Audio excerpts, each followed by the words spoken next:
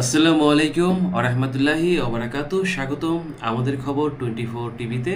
আমি মামুন আছি আপনাদের সঙ্গে। আজকে আমাদের আলোচনার মূল বিষয় হচ্ছে প্রবাসী ভ্রমণ প্রত্যাশীদের জন্য নতুন একটি সুখবর দিয়েছে মধ্যপ্রাচ্যের দেশ ওমান।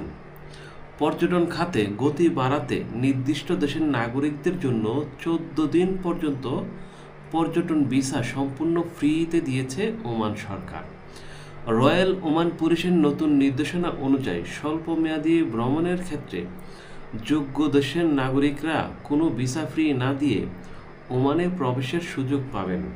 মানে আপনি যদি ওমানে ভ্রমণ করতে যান তাহলে আপনাকে ভিসা ফ্রি দিতে হবে না, সম্পূর্ণ ফ্রিতে মানে বিনামূল্যে আপনি ওমানের ভিসা পাবেন।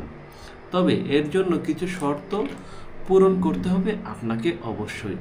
ভ্রমণকারীর বৈধ পাসপোর্ট ও রিটার্ন টিকিট অবশ্যই থাকতে হবে। নির্ধারিত অন্যান্য শর্ত থাকলে সেগুলো আপনাকে মানতে হবে। তবে বাংলাদেশি ভাই এবং বোনেদের জন্য আসলে এই ক্যাটাগরিতে আপনারা পড়েন কিনা এটা হচ্ছে মূলত দেখার বিষয়। যারা ওইখানে অবস্থানরত আছেন তারা হয়তো স্পষ্টভাবে এই বিষয়টি জানবেন এবং এই নির্দেশনা না আসা পর্যন্ত কোন কোন দেশের জন্য তারা এই সুযোগ দিয়েছে ততক্ষণ পর্যন্ত আপনাদের সবাইকে অপেক্ষা করতে হবে। সবচেয়ে গুরুত্বপূর্ণ বিষয় হচ্ছে কোন কোন দেশের নাগরিক এই সুবিধা পাবেন সেই তালিকা এখনও আনুষ্ঠানিকভাবে কিন্তু ওমান সরকার প্রকাশ করেনি। তাই বাংলাদেশি নাগরিকরা এই 14 দিনের ফ্রি ভিসার সুবিধা পাবে কিনা তা নিশ্চিতভাবে এখনও বলা যাচ্ছে না। ওমান কর্তৃপক্ষের আনুষ্ঠানিক তালিকা প্রকাশের পর বিষয়টি আরও পরিষ্কার হবে।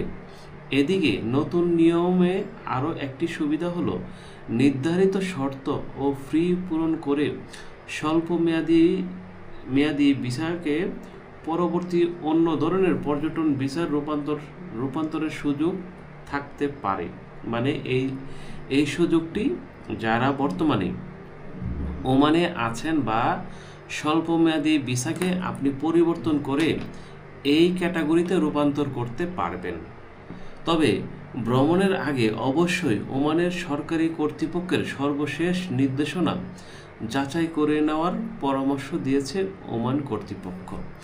এই নিয়মটি বাংলাদেশিদের জন্য প্রযোজ্য হলে ওমানে স্বল্পমেয়াদী ভ্রমণ আরও সহজ ও সাশ্রয়ী হতে পারে।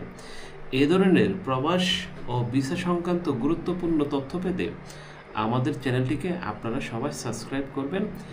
আর আপনাদের জন্য সবসময় আমি গুরুত্বপূর্ণ ইনফরমেশন নিয়ে হাজির হই আর সবসময় আপনাদেরকে সত্য ইনফরমেশন দেওয়ার চেষ্টা করি। এটাই হচ্ছে আমাদের চ্যানেলের সততার সঙ্গে আমরা কাজ করতে চাই।